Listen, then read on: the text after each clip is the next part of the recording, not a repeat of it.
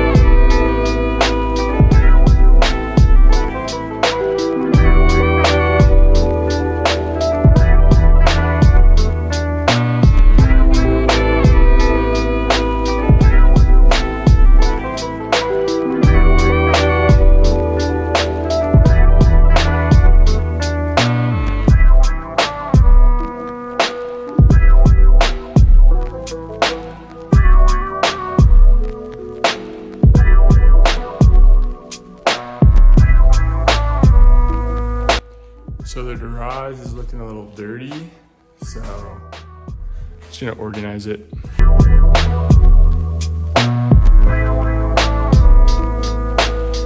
What we're gonna do in this video is actually fix this because it's pretty bad. Sandpaper, power sander, palm sander, whatever. And then I got Bondo body filler and fiberglass cloth. So hopefully that'll be enough. So this side is pretty bad because it's not smooth, and that's okay. It's probably a lot higher than I think it's gonna be, but we'll be fine. So we have 80 grit, 120, 220, power palm sander, gloves. We're gonna get soapy water.